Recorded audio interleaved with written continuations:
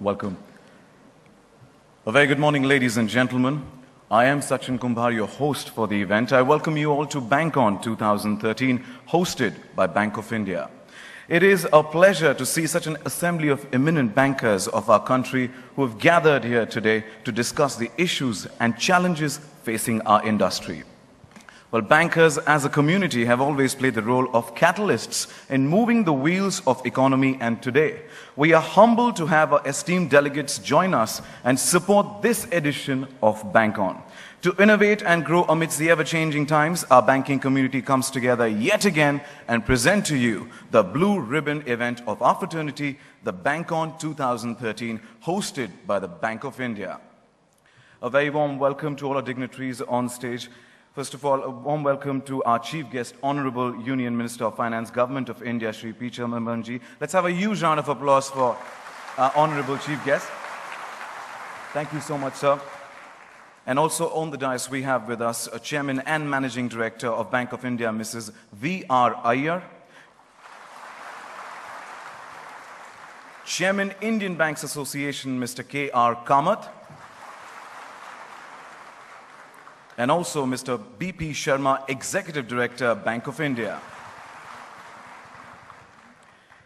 May I now request the Chairperson and Managing Director of Bank of India, Mrs. V.R. Iyer, to kindly welcome the Chief Guest, Honorable Union Minister of Finance, Government of India, Shri P. Chidambaram, by presenting a floral bouquet.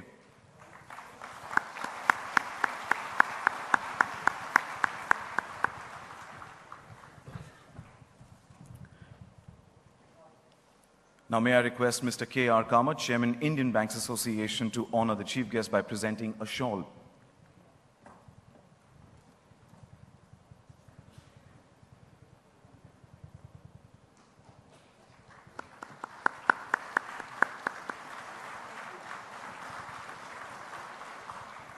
Thank you, sir. Light symbolizes knowledge, and lighting of the lamp has a spiritual significance. All auspicious functions begin with the lighting of the lamp, and keeping in with the tradition, I request all our dignitaries on the stage to kindly join in lighting of the lamp to mark an auspicious beginning to the proceedings.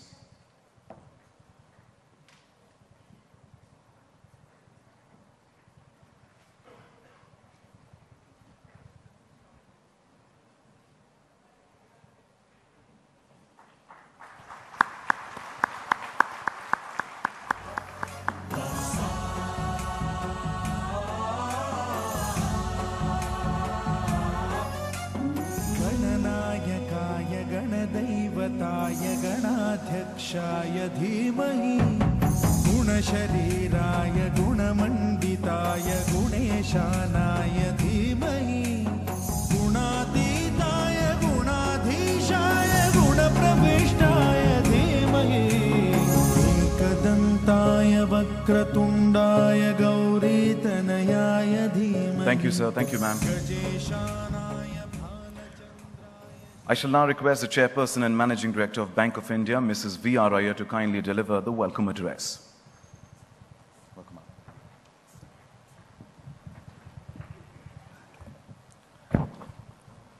Respected Honorable Union Finance Minister, Mr. P. Chidambaram, Chairman IBA and CMD Punjab National Bank, the galaxy of leaders from the Indian banking industry, distinguished speakers, invitees, delegates, representatives from press and media, ladies and gentlemen, a very good morning. Today, unbound pleasure is mine as I stand here to welcome you all for the BANCON 2013, the annual flagship conference of the Indian bankers. Bank of India is privileged to host this year's BANCON.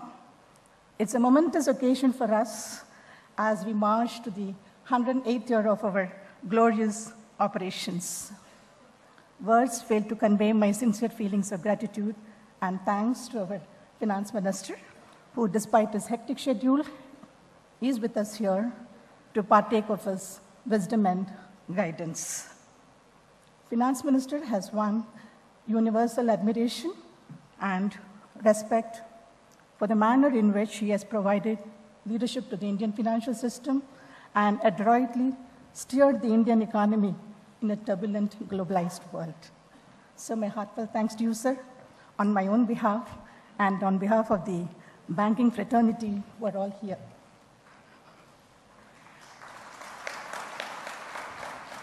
BANCON acquired its present character in the year 2004 as a definitive flagship gathering of the bankers. Over the years, it has influenced the development of the financial sector in India, and it has also played an important role in strategizing. The theme for BANCON 2013, which has been carefully chosen by us, IBA, and our knowledge partner, McKinsey, is Bank of the Future, gearing up to meet the emerging environment. The theme echoes the challenges for the banking industry, versus the uncertain economic times we are in. All of you would agree that India has achieved much in the last 20 years after the second wave of economic reforms in 1991. The transformation from a slow-growing economy that sits along with the heads of the global economy actually is a testimony of the success of various reforms done by the government and the Reserve Bank of India. Today, India is a respected member in IMF, World Bank, and G20 summits.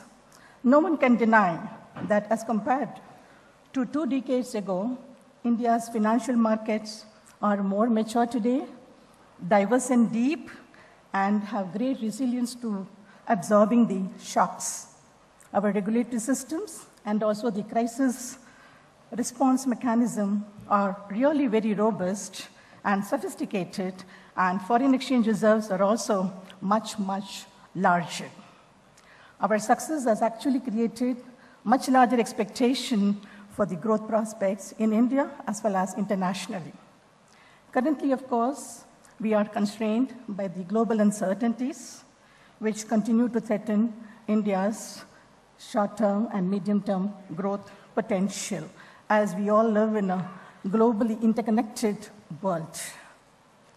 Of course, we also have some homegrown risks. Various measures are taken by the Government of India and Reserve Bank of India, the results of which will definitely come with a time lag. What is to be noted here that the concerns facing the different countries are very different. While India has inflation as one of the major challenges, the East and Japan are having concern about the deflation. Some of the countries are talking about reflation, and the United States is in the tapering mode. So the problems are so varied, so also the impact it will have on India's growth story. The growth in India today, because of various risks, has fallen down to below 5%, and it has been more challenging for the corporate sector to maintain their growth as well as the profitability.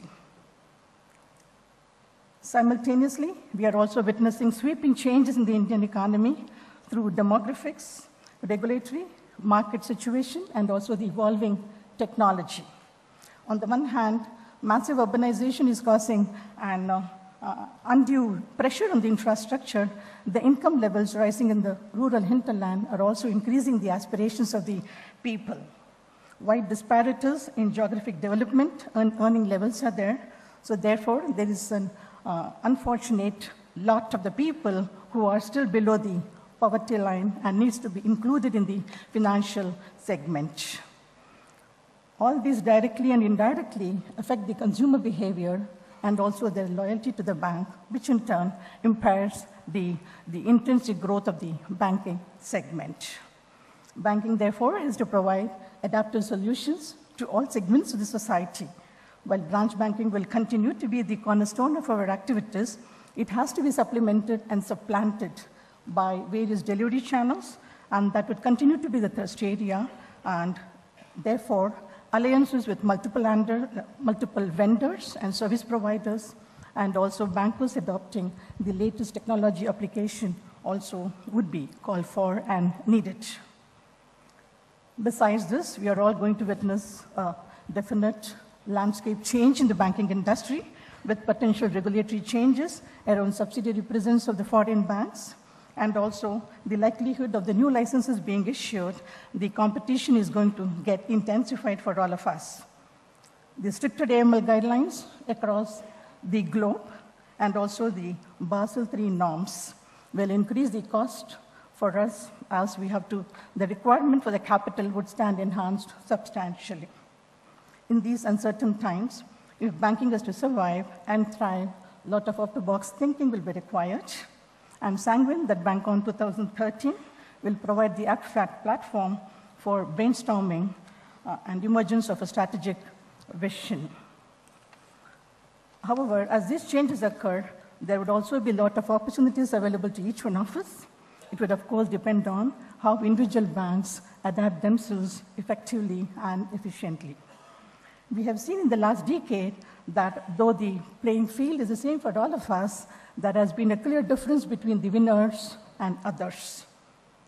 And we are witnessing a definite polarization in India's banking industry, with greater value migrating to a few bankers. This trend is only likely to magnify, and therefore we have to find urgent answers: where to compete, how to compete, which geography, and how do we go ahead with our proactive, innovative models. Over the next 2 days, various sessions will be held that will clear the mist surrounding the various important issues. To my mind, as we look forward, besides the issues being addressed in this main theme, as well as the sub-themes, we will have many other priorities as we have to have a balanced agenda. These would, of course, include deepening of the financial system, profitable models for the underserved, capturing the opportunities in SME segment, and also strengthening the risk management systems to face the market volatility. The topics are going to be very interesting. We are passing through a very interesting time, challenging times, and uncertain times. And the problems that we are facing are so multidimensional that it would be difficult to find a solution only from the banking system alone. It is very necessary that we take the knowledge, foresight, and experience of the multidisciplinary industries. BANCON provides us exactly the melting pot of ideas, thoughts, and experience. So I once again welcome our Honorable Finance Minister, Shri Chidambaram, for his gracious presence here, and like to heartily welcome each one of you and look forward to an extremely fruitful and mutually beneficial deliberations over the next 2 decades. Thank you for the attention. Thank you.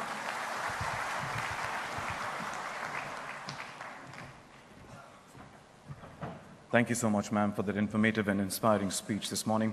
It clearly defines the purpose of BANCON 2013 and underlines the challenges faced by the banking fraternity. I now request Mr. K.R. Kamath, Chairman, Indian Banks Association and Chairman and Managing Director, Punjab National Bank, to kindly deliver the theme address. Welcome,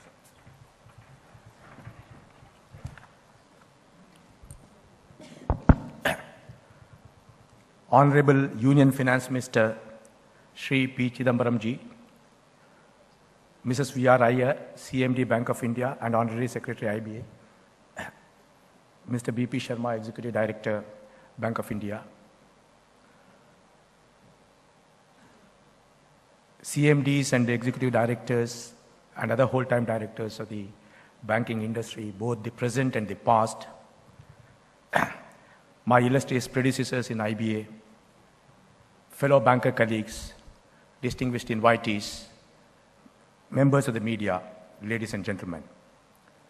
It gives me a great pleasure to welcome all of you to BANCON 2013, the largest banking conference in India. It's my privilege to greet you all at the most awaited annual event for bankers.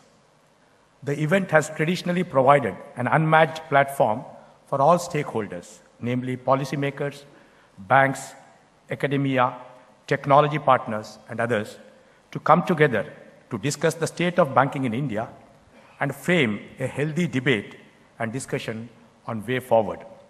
We hope that this year too, we will generate food for thought for all stakeholders, which can help banking industry progress further and faster.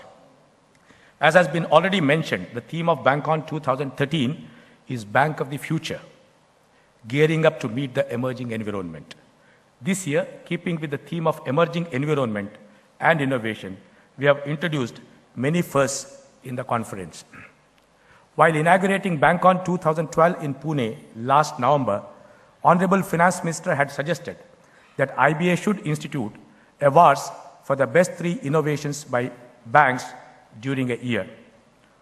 Sir, we are pleased to announce the first ever IBA Innovation Awards. We are thankful to the banking community for the widespread response with nearly 90 nominations across 33 banks.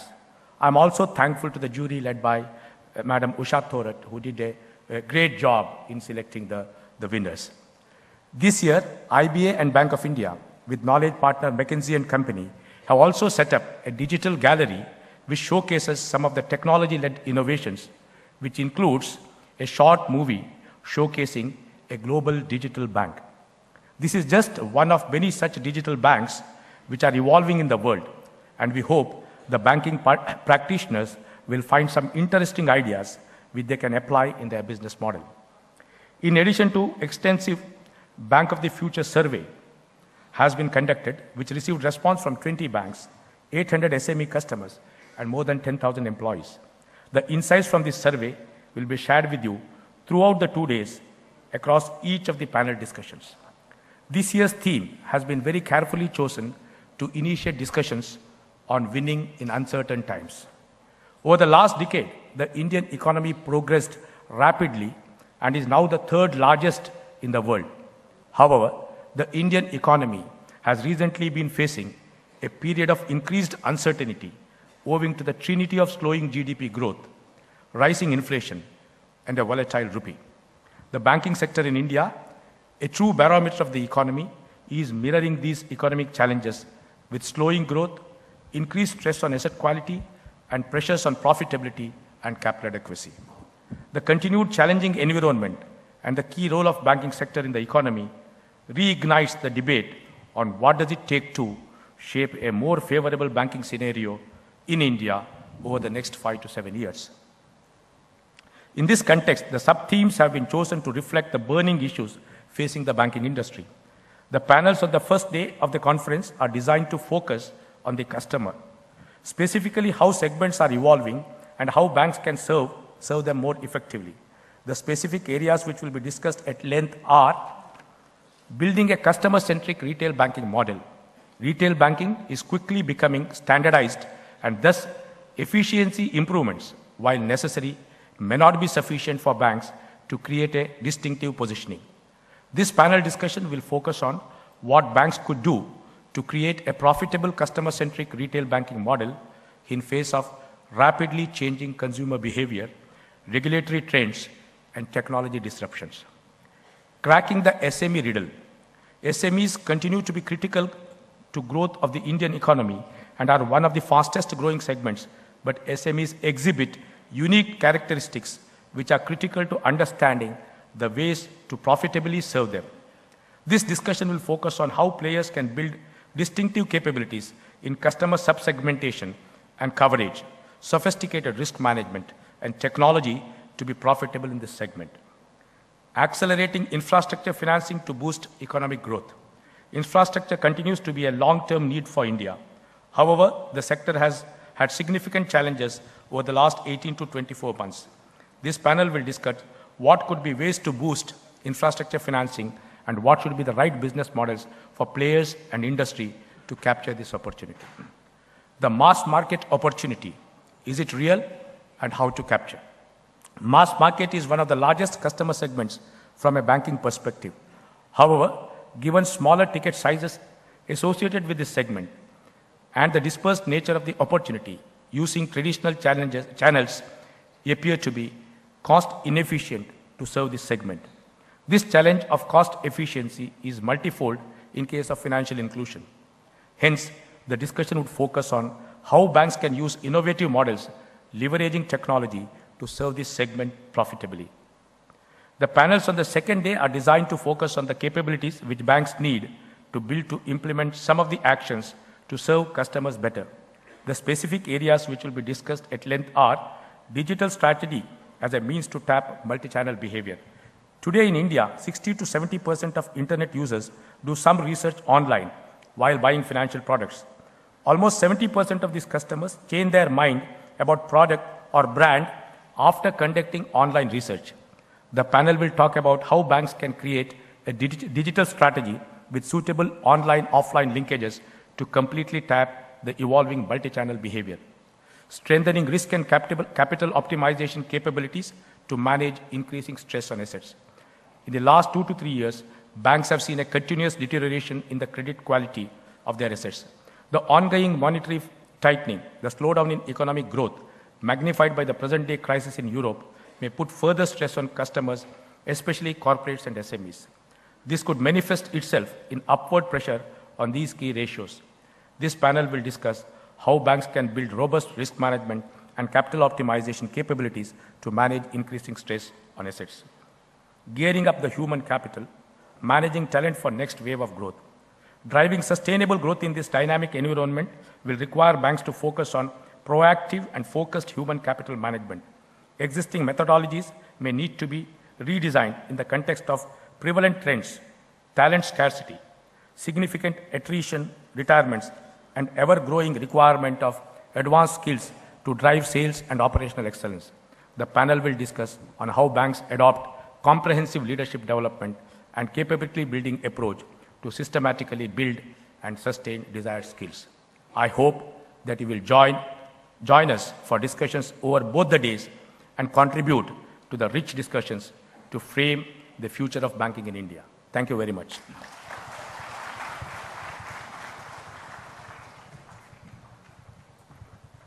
We have amidst us most respected Sadhguru Jaggi Vasudevji. So I convey our profound gratitude and respect to you, sir, on behalf of the banking committee. Thank you. Thank you, ma'am, and thank you, Mr. Kamath, for your address, which clearly outlines the theme for BANCON 2013. A conference of this magnitude would not be possible without the association of our knowledge partners, McKinsey & Company. McKinsey have collaborated with BANCON to compile all its research papers in the form of a book. To tell us more, may I invite Mr. Alok Shirsagar, Director, McKinsey & Company, to deliver a special introductory address.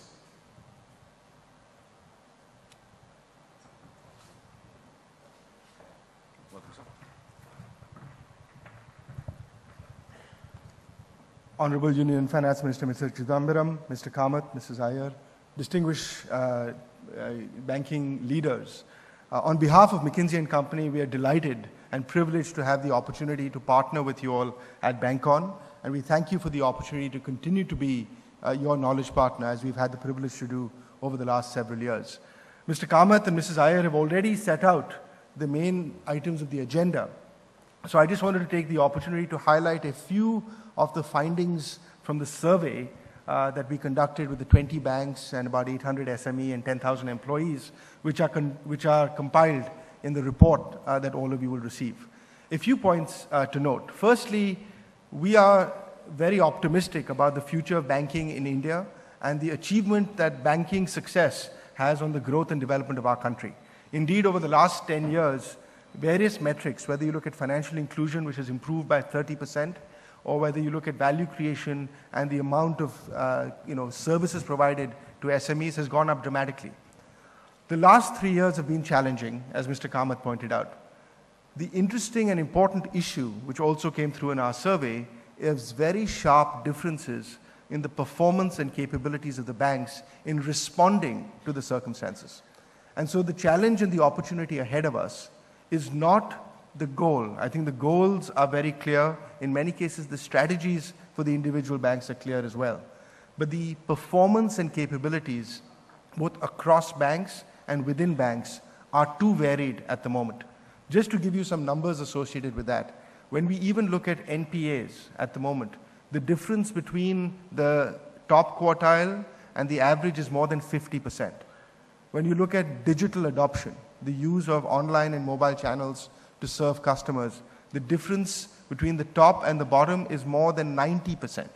Some of the top banks already have 40% of their customers using online and mobile technology, both in the public sector and the private sector. When you look at risk capabilities, you see some banks that have had dedicated focus on building the right credit analytics and the credit risk and management tools. Most banks have not yet done so. So our contention, when you look forward over the next decade, is it is the capabilities and the execution strength of the bank that is going to determine the success, much more so than setting out a grand strategy in and of itself.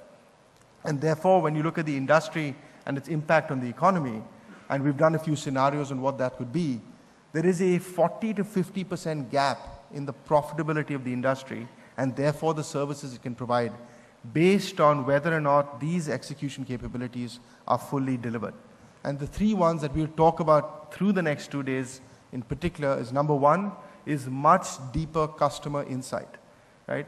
Specifically when you think about small business owners and SME, 65% of them continue to use sources outside of the banking sector.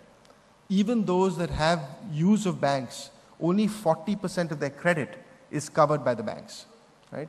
There is no reason why, with the adoption of technology, with the spread of our banking system, we should not be serving SMEs in a much greater way, which is obviously critical to growth and employment in the country.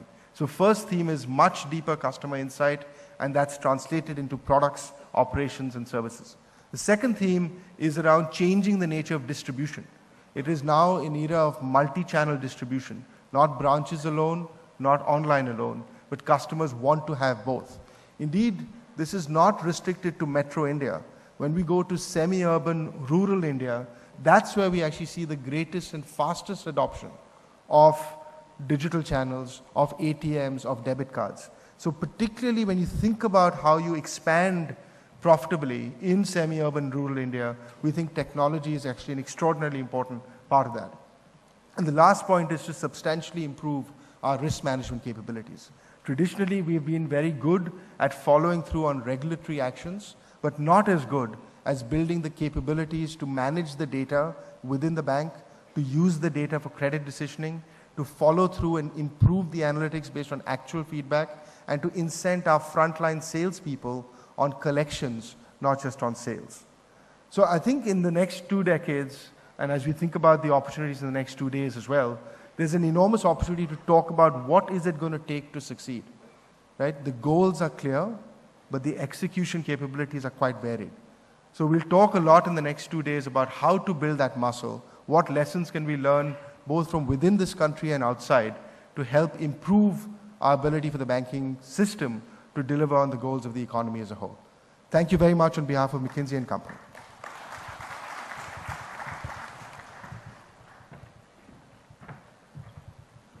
Thank you very much, Mr. Shirsagar, for your insightful address. We shall now have the release of the McKinsey report at the auspicious hands of our chief guest, Honorable Union Minister of Finance, Shri P. Chidambaram.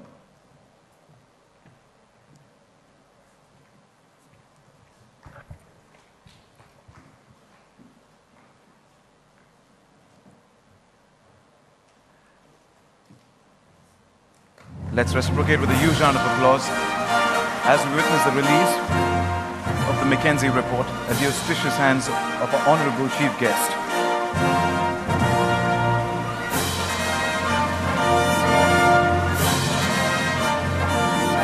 Thank you, sir, for doing the honors. Thank you, ma'am. Thank you, gentlemen. I'm sure the report would be of immense value to all the stakeholders. But ladies and gentlemen, Steve Jobs once said that innovation distinguishes between a leader and a follower. Today at BANCON 2013, we celebrate innovation and thus leaders through the first edition of Innovation Awards. To enlighten us further about the awards, I would invite the chairperson of the award jury, Mrs. Usha Thorat, director of the Center for Advanced Financial Research and Learning, to join us on stage and say a few words.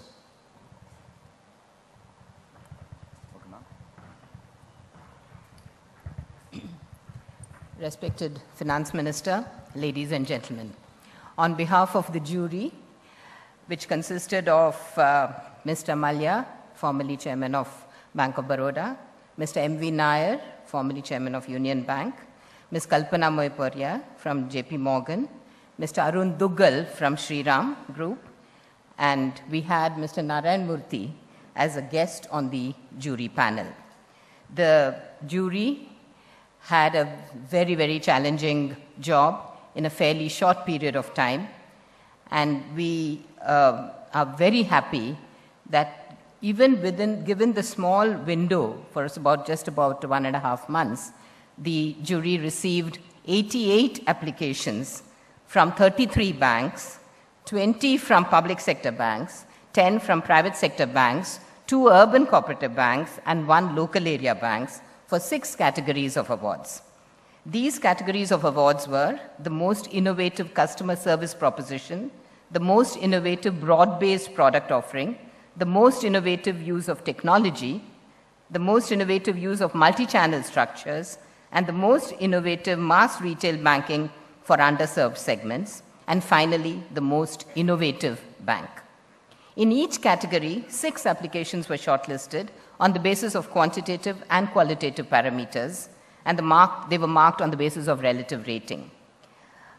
Each category, appropriate criteria specific to that category was chosen, and we had the largest number of applications for the technology category, almost 25, and there were around 12 to 15 applications for the other categories. I'm sure the bankers enthused by today's award and given more time will have many more applications in the next year. The jury was struck by the fact that a number of banks are innovating, and in particular we were quite appreciative, and this was something that Mr. Narayan Murthy commented as well, that many public sector banks had put in fairly competitive applications. These innovations, in some cases, have remained localized, and perhaps what is really needed is to scale it up throughout the bank because they've been extremely successful at a local level. And this will, I think, have the ultimate visible impact in terms of customer service and improved business. I would now like to announce the jury's award, which I'm happy to say was unanimous. We have gone by whatever information was submitted in the applications, and enormous amount of churning and grading we were helped in this by McKinsey, and it has received the full concurrence of our guest jury member, Mr. Narayan Murthy. The first category for the innovative customer service proposition, it's a very ingenious, small, innovative innovation, which is got by Federal Bank. It's a free mobile application which you can download on an Android and a simple sort of a smartphone. It can enable you to see your traditional passbook online, and it also has a facility for you to make notations on each entry if you so wish. We thought it was very simple and very easy, and this is something that perhaps many of you can get inspiration from. In this category, we had the Oriental Bank of Commerce, Union Bank, Kotak, ICICI, and DBS who were shortlisted. The second category, the winner of the most innovative broad-based product offering award, the award has been given to both Axis Bank and Kotak Mahindra Bank. And interestingly, both for launching a broad-based product for ladies in both the cases. The Axis Bank has a ladies' first card, which enables the monthly expenses to be loaded into the card, used for shopping with reward points for grocery and apparel purchases, and an analyzer, monthly spend analyzer. The Kotak Silk program has a broad array of benefits, including discounts on various purchases, locker hire, and so on. In this category, the jury felt that a special mention should be given to Central Bank of India for launching a scholarship prepaid card for efficient disbursement of the Madhya Pradesh government scholarship funds, which has been extremely successful and is 100%. The other applications which were shortlisted in this were Citibank, OBC, and one more application from Axis and Kotak, each of them. The third category, which was the technology category, where the competition was very intense, the award for the most innovative use of technology goes to HDFC Bank. The multiple innovations to improve customer service, turnaround time, convenience, efficiency, it includes Android Hindi mobile applications, online customer deliverable management system, and automatic payment processing in grain procurement centers to eliminate the use of cash, instant access PIN, so on. The other shortlisted applications here were Axis, ICICI, Citi, Kotak, and State Bank of India. In the fourth category, the most innovative use of multi-channel goes to ICICI. While ICICI has present across 8 channels, it has launched a new innovative channel, Pockets, which is a Facebook application first of its kind in the world. Shortlisted applications were from State Bank of India, SBH, Canara Bank, IndusInd, and Union Bank. In the fifth category, for the most innovative retail mass lending for underserved segment, this was a bit of a difficult choice. The award goes to Bank of India. And the tipping point was the open architecture for the BC model, where different technology service providers can seamlessly integrate, and for leveraging the Aadhaar platform, and a certain amount of delegation to the zonal managers to make local adjustments. The Punjab National Bank gets a very special, which was a very close second, but they had not provided all the information required, and so they get a special mention. The shortlisted applicants included IOB, Indian Bank, IndusInd Bank, and ICICI Bank. The award for the most innovative bank, broad spectrum, goes to ICICI Bank, being the first in several innovations, mobile banking, e-lockers, e-branches, Facebook banking, and led by an innovation steering committee, an innovation funnel, and a recognition for employees for innovation. So it's been a very, very interesting, very good experience, and I'm thankful to the Indian Banks Association for having given me this honor of being head of this jury, and it was, I must say, a very enjoyable experience. Thank you.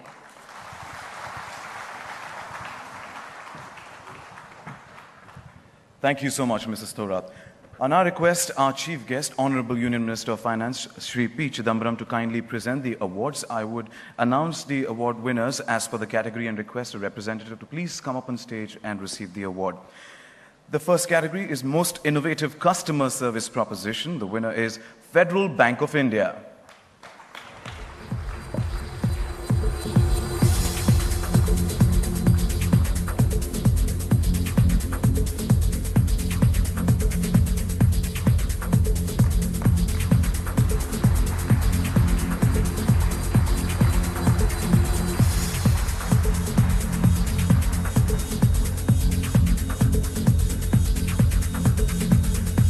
Congratulations to Federal Bank of India. The next category, Most Innovative Broad-Based Product Offering. There are two winners in this category. First, Axis Bank.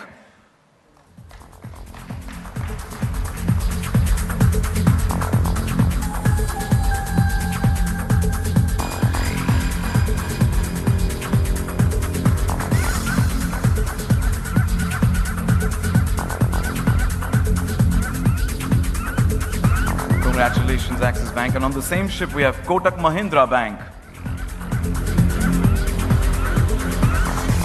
Request a representative from Kotak Mahindra Bank to please come up on stage. Thank you.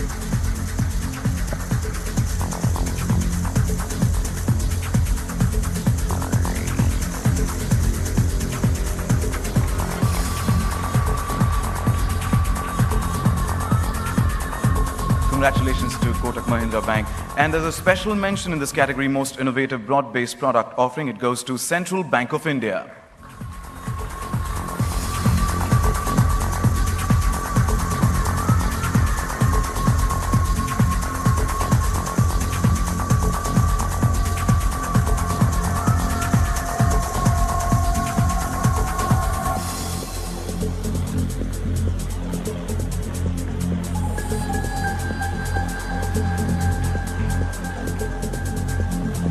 Congratulations.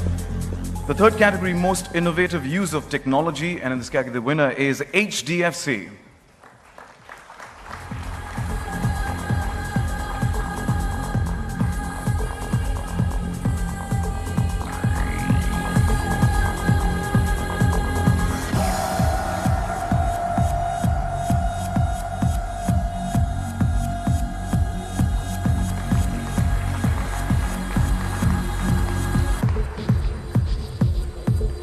Congratulations to HDFC. In the fourth category, Most Innovative Use of Multi-Channel Infrastructure, the winner is ICICI Bank.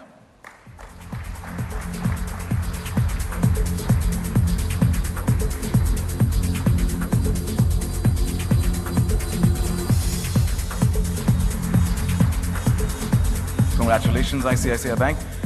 Most Innovative Mass Retail Lender for Underserved Segments, the winner is Bank of India.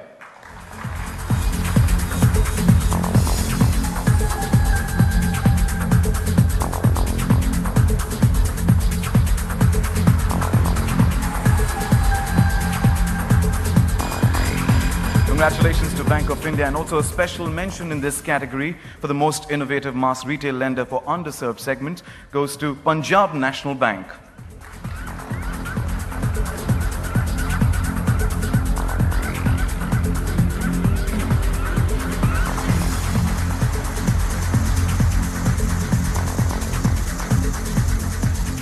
Congratulations, and last but not the least, most innovative bank. We need a huge round of applause for this one. Once again goes to ICICI Bank.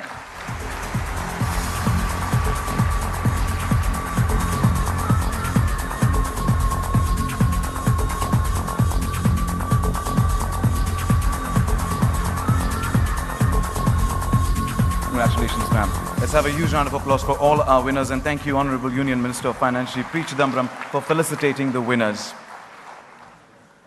Well, I'm sure these innovations will go a long way in making banking more customer-friendly and accessible to all. Now, ladies and gentlemen, the moment for which we all have been eagerly waiting for has arrived. Let's listen to the man who holds the reins of the country's economy. He manages an account called India, and ladies and gentlemen, it's not an easy job. Please put your hands together for our Honorable Union Minister of Finance, Government of India, Shri P. Chidambaram.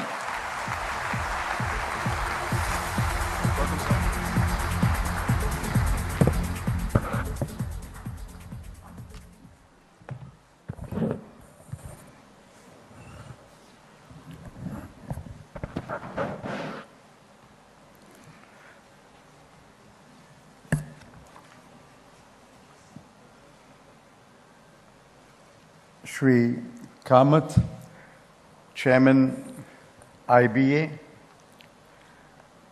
Srimati Vijayalakshmi Iyer, CMD, Bank of India, and the host of this conference, Shri B.P. Sharma, Executive Director, Bank of India,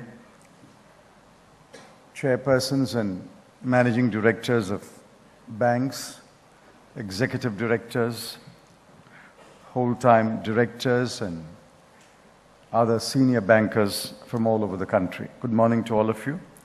I'm delighted to be here at the inaugural of the IBA's 34th Annual Bankers Conference, BANCON 2013. The theme of this conference is Bank of the Future, gearing up to meet the emerging environment. It's a challenging theme, and I'm delighted to notice that there are 8 sub-themes that will be discussed over the next couple of days. I will have some observations on the 8 sub-themes presently.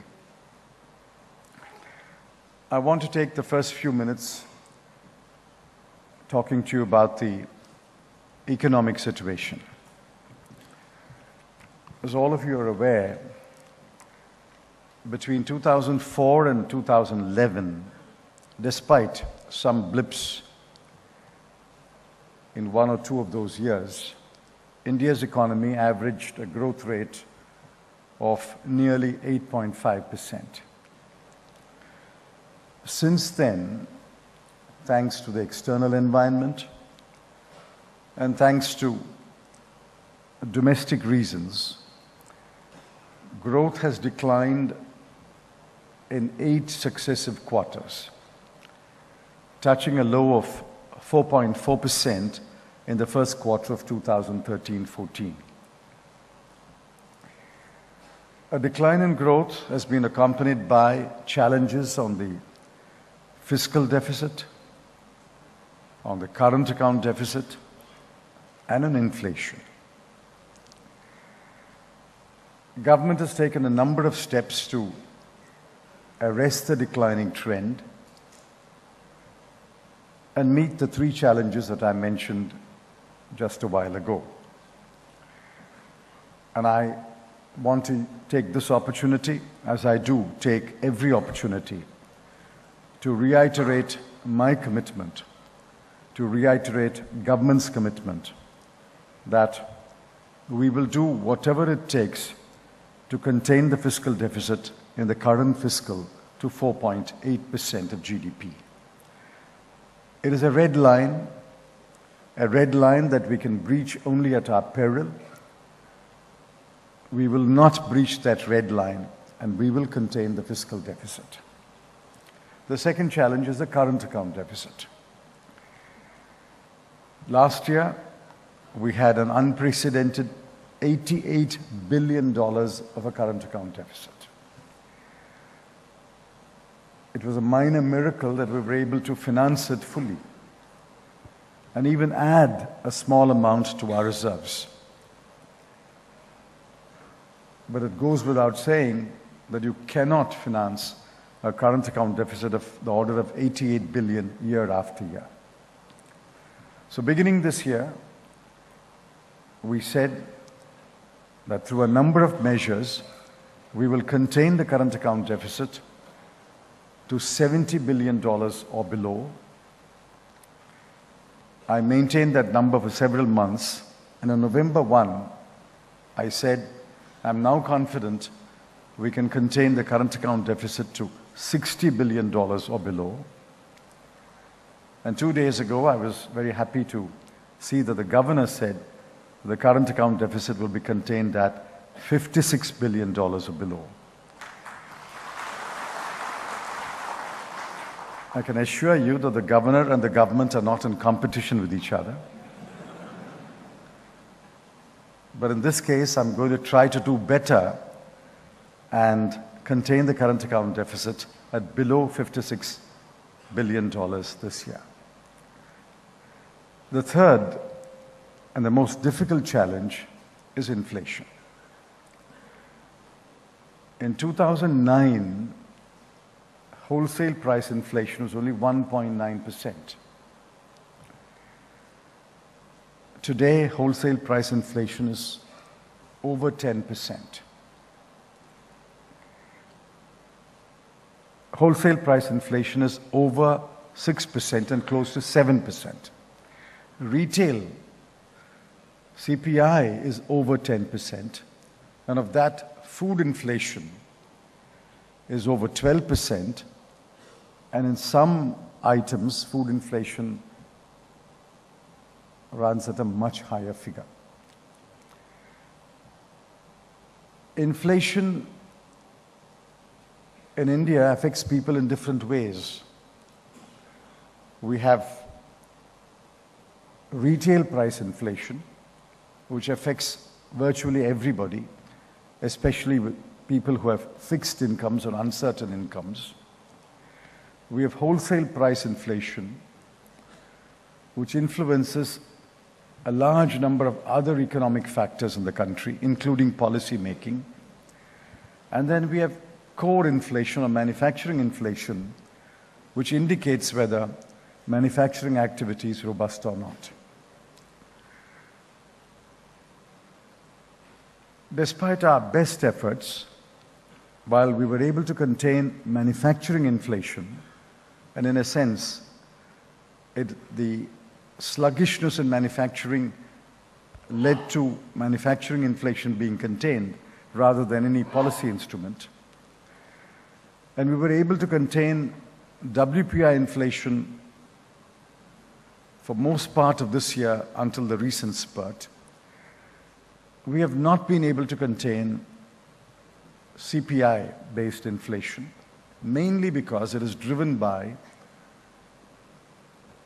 food items, especially fruit, vegetables, milk, eggs, meat, and other items. Monetary policy has no impact on food prices. The only way we can contain food inflation is to augment supplies. But supplies are not entirely elastic. Supplies won't rise dramatically in a short period of time.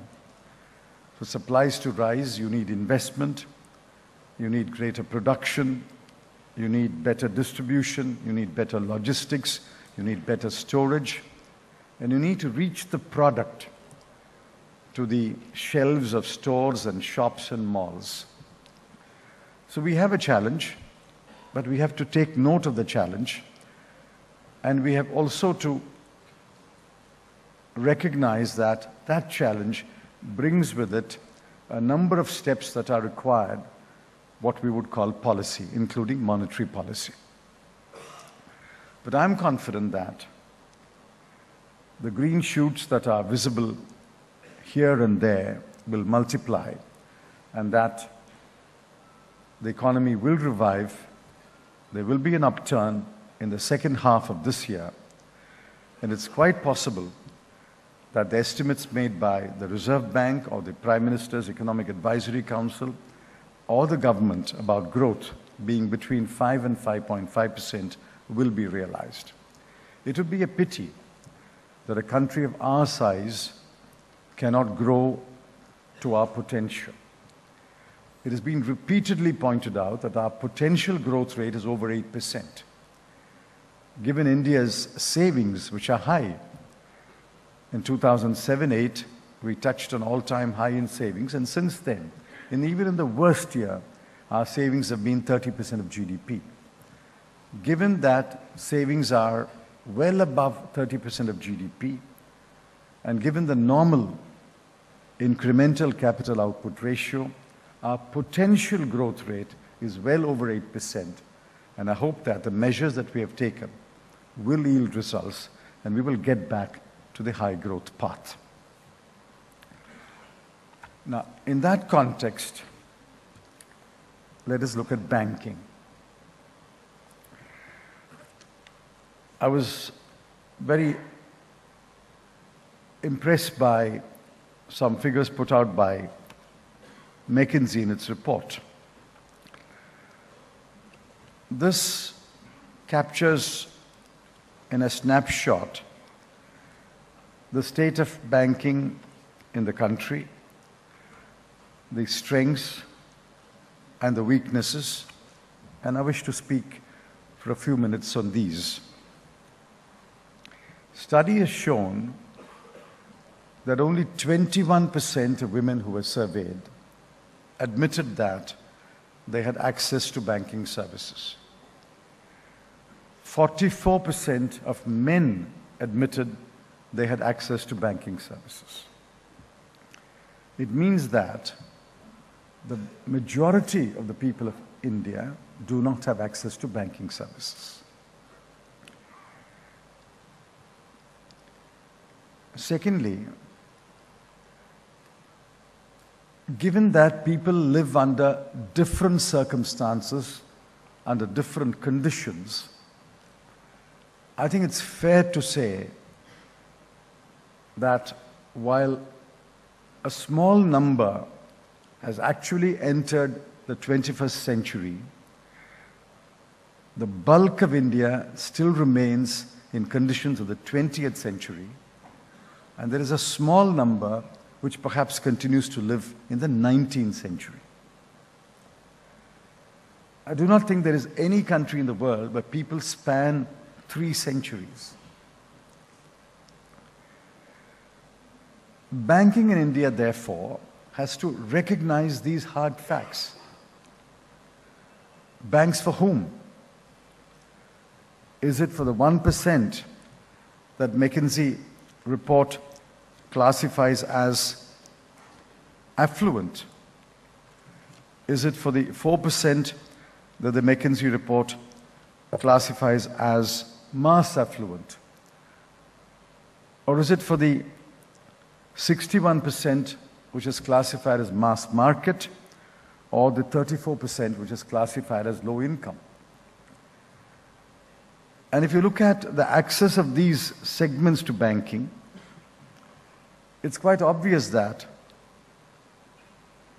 access is denied to those who live in rural areas. Access is restricted to those who live in urban and semi-urban areas. There are still barriers to access even to those who live in metro cities, and it's only a small number which has access to the banking services that we are talking about. I therefore think that the first challenge before the Indian banking industry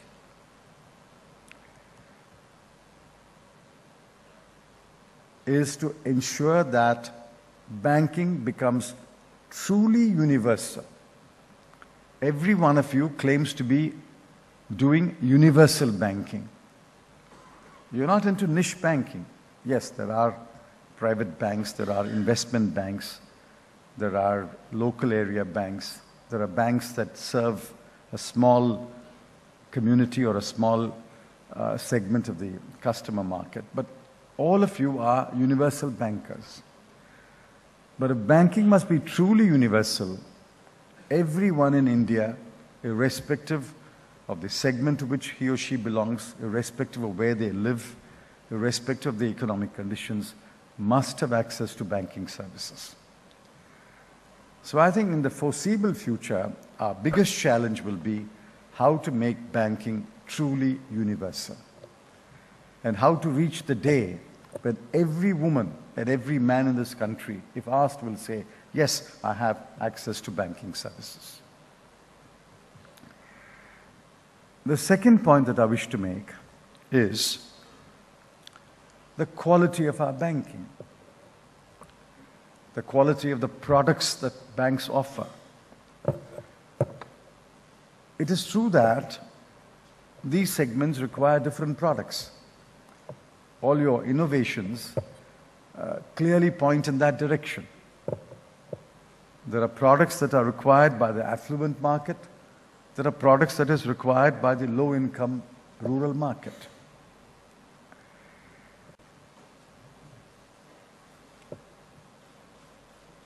Today, it's quite clear to me that most of our time, most of our energy, most of our human resources today are, wittingly or unwittingly, geared to meeting a small number of customers and to devise products that meet the small number of customers.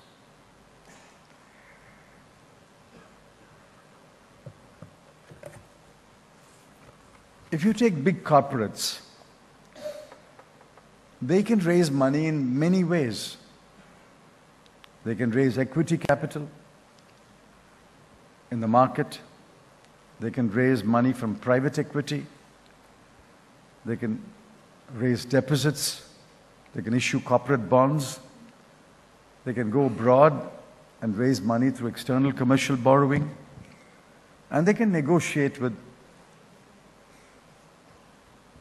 large institutional investors, pension funds, sovereign wealth funds, and get money. It is really the SME owner, the small borrower, and the individual who has no other avenue except the bank. And if the bank denies him or her credit, he or she has no option but to fall back on the money lender. I belong to a constituency that is still largely rural, and I know that for the individual borrower, the small borrower, the shop owner, the homemaker who wants to make an improvement in her home, it is either the bank, or the bank denies credit, the money lender. There is simply no other source of money. And I would therefore urge that we look at the reality of India. The reality of India, whose people live in 3 centuries. The reality of India, where the majority says that they have no access to banking. The reality of India, where the numbers show that 70% in rural India have access only to 9% of retail credit.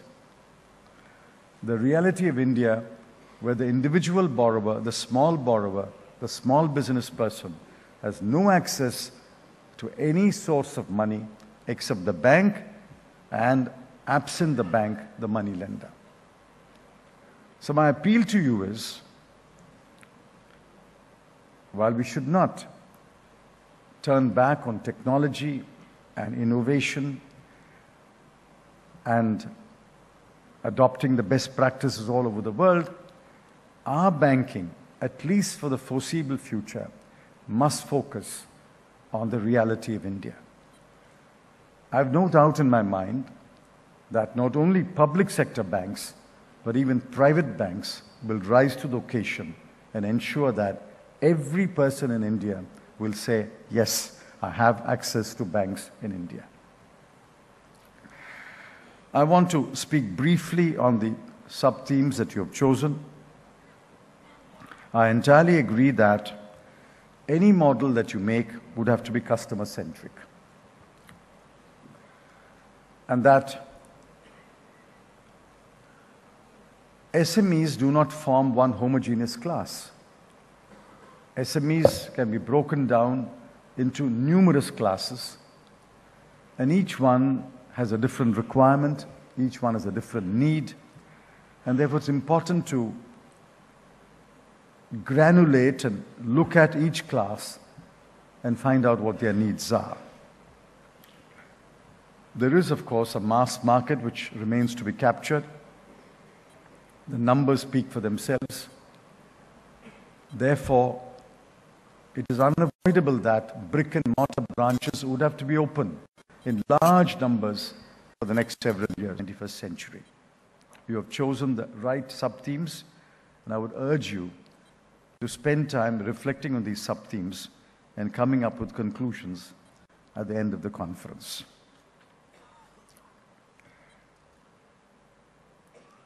Finally,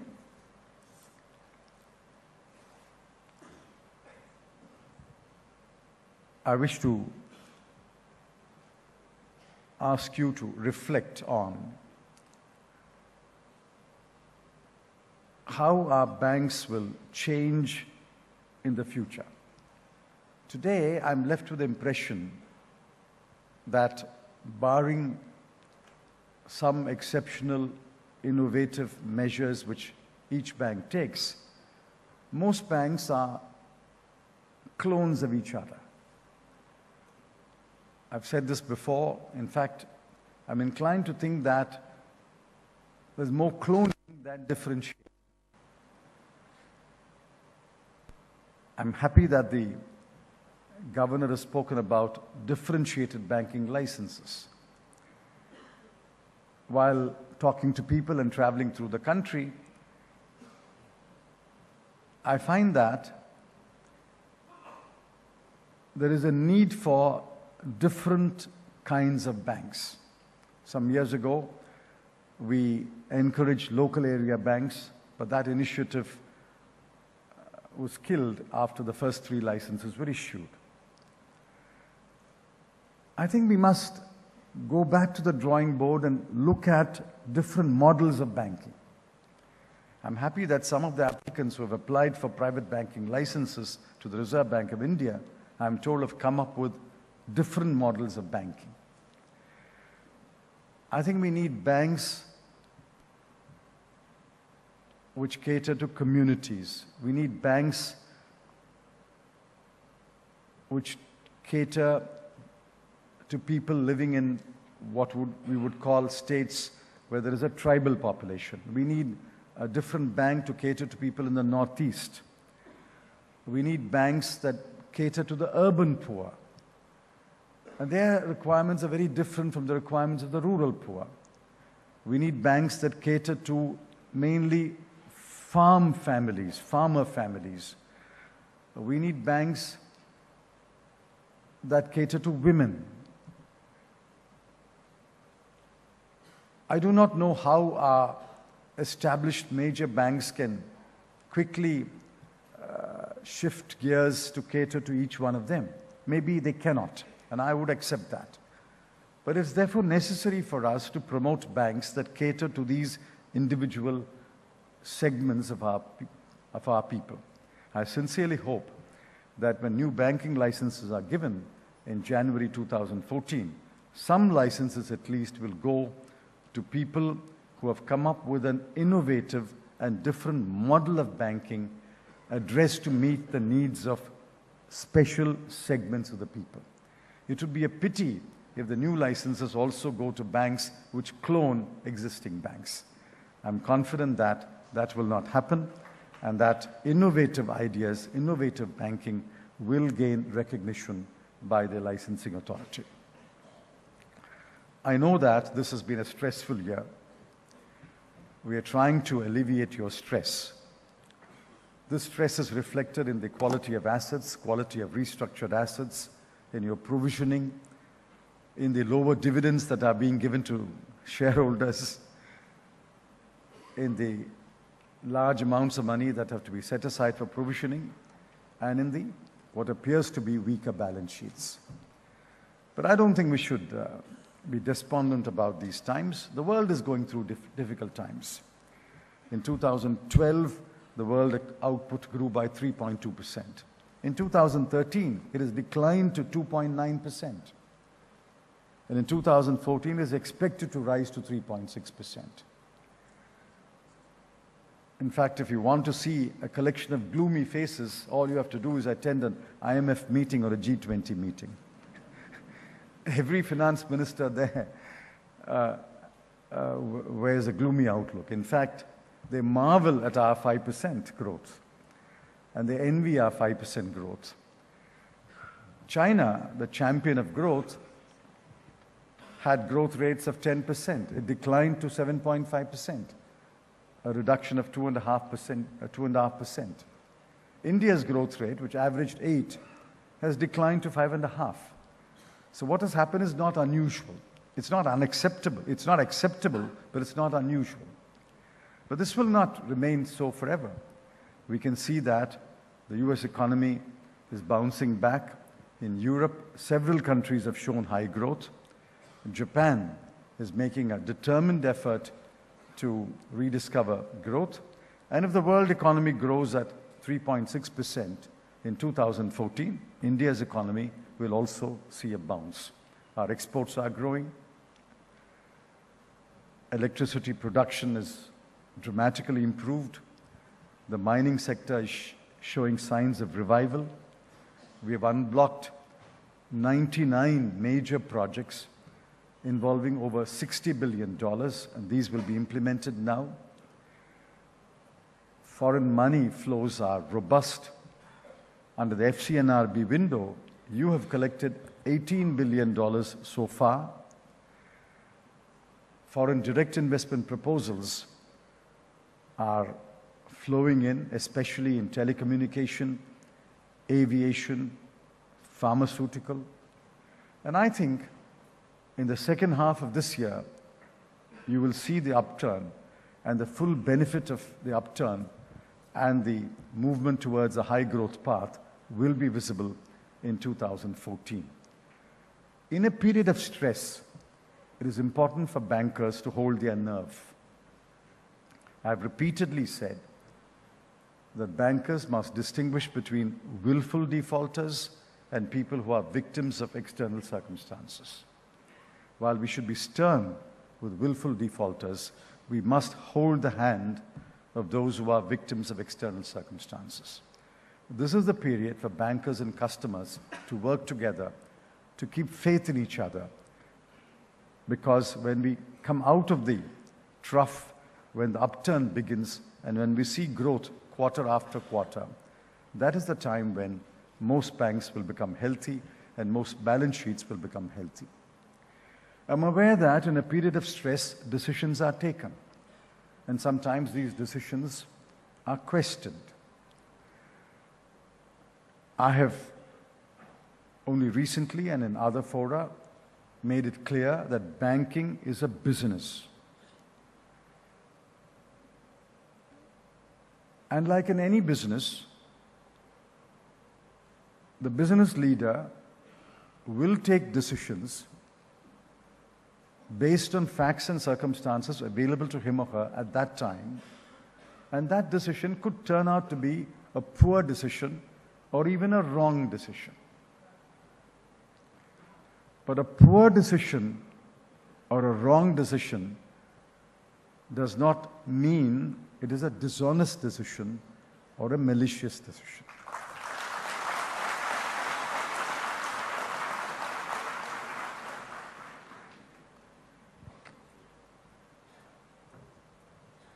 bankers reset interest rates, bankers write off loans, bankers restructure loans,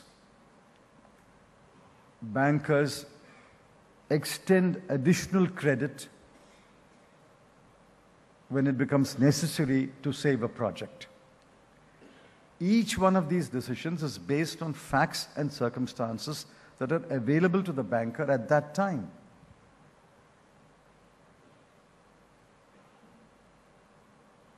And these decisions are taken in a structured manner by competent authorities at different levels. Some of these decisions, in retrospect, after a lapse of few years, may turn out to be poor decisions.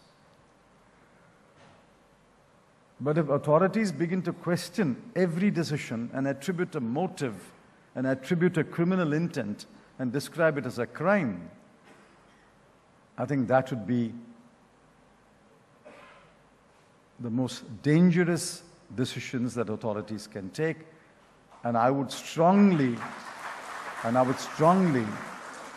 advise that that is not the approach to adopt.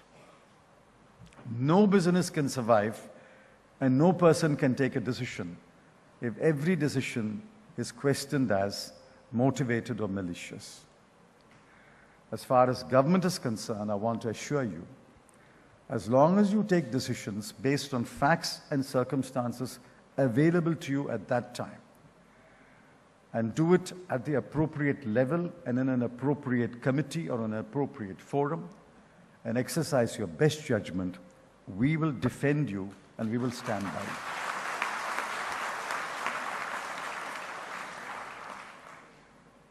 The lifeline of an economy is the financial sector, and banks are the heartbeat of that body. As long as the heart and the heartbeat are healthy, the economy will be healthy. It's absolutely important that banks must be healthy and must perform their role. I'm sure BANCON is a place where all of you come together to exchange ideas, to debate, to reflect, and to come up with new thought, new practices, new models, new ideas. And I'm very happy that you accepted the suggestion that I made last year and introduced these awards for innovation. I compliment all those who have received awards for innovation. Continue to innovate. Continue to improve upon your models. Continue to differentiate between bank and bank. And continue to take decisions which are in the best interest of the bank and the economy. I have great pleasure in inaugurating BANCON and wish your deliberations success.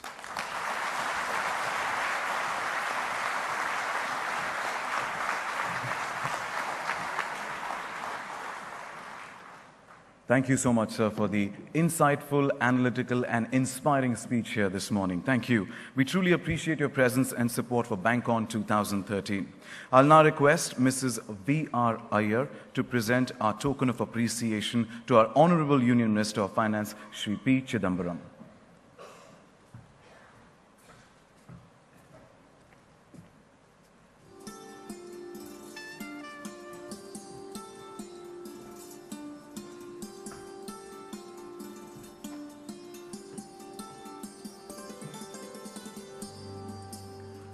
A token of appreciation for our Honorable Union Minister of Finance, Shri P. Chidambaram.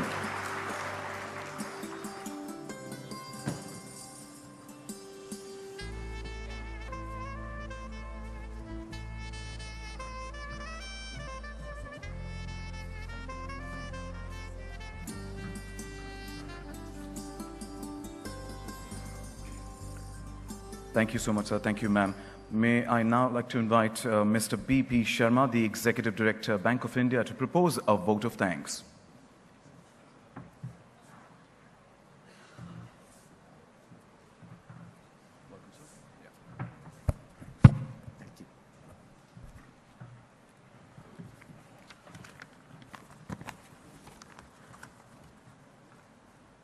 Honorable Finance Minister, Government of India, Sri P. Chidambaram, respected Sri K.R. Kamath, Chairman IBA and Chairman Managing Director, Punjab National Bank, Mrs. V.R. Iyer, Chairperson, BANCON 2013, and Chairperson and Managing Director, Bank of India, our most valued invited guests, ladies and gentlemen. It's my privilege to propose a vote of thanks on this occasion. Friends, when we stand here on this day at the 34th station of the BANCON, we started way back in 1975, and Bank of India is privileged to host it 3 times, including the current one. We owe our first and foremost regards to our nation, which recognizes us a catalyst for development in all aspects. And here starts our responsible journey to find the destination of the country, that is the destination of sheer happiness and prosperity.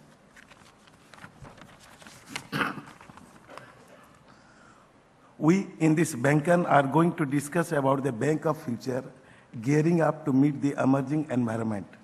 The spark to which was already been led in the inaugural session by none other than our Honorable Finance Minister, Sri P. Chidambaram, the person who has helped our economy soar new heights since decades. Banking for whom is in the nerves and vein, as his ancestors were the co-founder of Indian Overseas Bank, Indian Bank, and United India Insurance. Originally, he being a law graduate, is one of the few who holds a 1968 MBA from Harvard Business School. His professional accomplishments are so much so that he tops the list of number of times a person holding the office of Finance Ministry. That is 4 times. Only next to him is the Honorable Prime Minister of India, Dr. Manmohan Singh. Even if you ask a school kid what constitutes Minister of Finance, the kid will reply, Chidambaram uncle.